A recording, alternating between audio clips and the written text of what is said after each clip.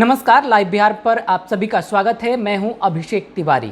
जातिगत जनगणना को लेकर के बिहार में इन दिनों काफ़ी बवाल है। हो भी क्यों ना, क्योंकि एनडीए के घटक दल ही आपस में सुर अलग अलग अलाप रहे हैं। जदयू के नेताओं का कुछ और ही बयान आता है तो बीजेपी के नेताओं का कुछ और ही बयान आता है। इन्हीं बयानों को लेकर के हम पहले सुनवाना चाहते हैं कि सुनिए बीजेपी के नेता और जदयू के नेता जातिगत जनगणना को लेकर के क्या बयानबाजियां कर रहे हैं। स्टैंड बिल्कुल क्लियर है कि जातीय जनगणना बहुत ही जरूरी है।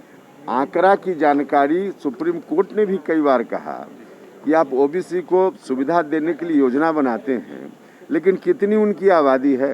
1931 लगभग 100 साल 90 साल पहले गणना हुई और उसके आधार पे आज भी योजना बन रही है। स्वाभाविक रूप से योजना ठीक से नहीं बन पाएगी, तो आवश्यकता तो है ही। जातीय जनगणना जितनी जल्दी हो यह आवश्यक है, जरूरी है, तो जातीय जनगणना तो होनी ही चाहिए।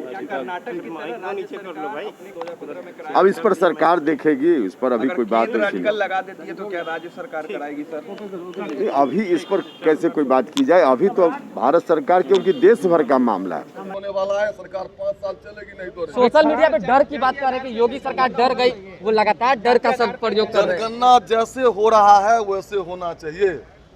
कास्ट और कैस्ट से ऊपर उठकर देश को बचाने के लिए काम करना चाहिए। और जातीय जनगणना वालों से मैं एक सवाल करता हूं कि संविधान में तो रिजर्वेशन है, आर्थिक रूप से पिछड़े, सामाजिक रूप से पिछड़े और फिर धार्मिक रूप से पिछड़े को दे दिया गया है। उनको उन पर लड़ना चाहिए। वो समाज को गुमराह करना चाहते हैं, बांटना चाहते हैं। मुकेश सहनी जो है डायरेक्ट मीडिया में, मुकेश सहनी डायरेक्ट मीडिया में और सोशल मीडिया पे कहते हैं योगी सरकार बिल्कुल डर गई, बिल्कुल डर गई। नहीं, ऐसी कैसे?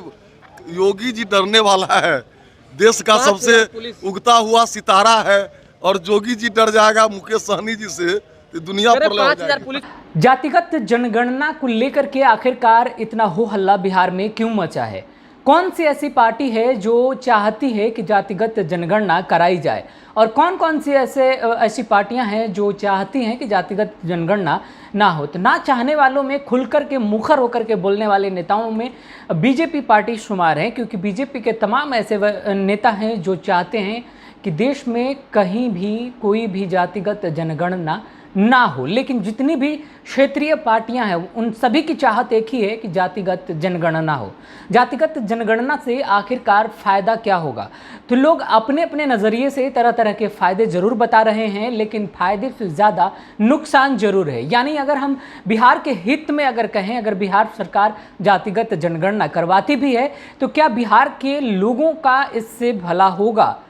ये तो अलग बात है कि जातिगत जनगणना के आधार पर बिहार में योजनाएं बनाए जाने की बात बिहार सरकार के मुखिया नीतीश कुमार कर रहे हैं। लेकिन क्या आपको लगता है कि जातिगत जनगणना के आधार पर बिहार में जो पहले से योजनाएं बनाई गई हैं उनमें कितना सार्थक रूप से वो योजनाएं धरातल पर उतर पाई हैं? और सबसे बड़ा सवाल तो यह है कि आखिरकार जातिगत जनगणना किस लिए? क्या महज यह एक राजनीतिक समीकरण है या राजनीतिक एजेंडा, या फिर यूँ कहें कि जातिगत जनगणना से ही बिहार की राजनीति फलती फूलती है? क्योंकि बिहार की राजनीति जाति से परे नहीं है, जाति के इर्द गिर्द ही घूमती है। हमेशा जातीय समीकरण ही बैठाने की चेष्टा रहती है नेताओं की। तो ऐसे में जातिगत समीकरण की मांग क्षेत्रीय जितने भी पार्टियाँ हैं, राजद हो या फिर जदयू, हम पार्टी हो या फिर वीआईपी या फिर पप्पू यादव की जाप पार्टी हो या लेफ्ट की जितनी भी पार्टियां हैं, उन तमाम पार्टियों का हम जिक्र करें, वो सभी पार्टियां यही चाहती हैं कि बिहार में एक बार जातिगत जनगणना अवश्य करा लिया जाए। इसके मद्देनज़र बिहार में 2 बार इसको सर्वसम्मति से पास भी करा लिया गया। केंद्र सरकार को सिफारिश भी भेज दी गई कि बिहार में जातिगत जनगणना की दरकार है। लेकिन जातिगत जनगणना से आप खुद सोचिए कि क्या बिहार को भला होगा, या फिर नेताओं के सिर्फ राजनीतिक एजेंडे ही तलाशने में सहायक होगा? फिलहाल इस खबर में इतना ही। आगे की खबरों के लिए आप बने रहे हमारे साथ। नमस्कार। लाइव बिहार यूट्यूब पर सब्सक्राइब और फेसबुक पर लाइक जरूर करें।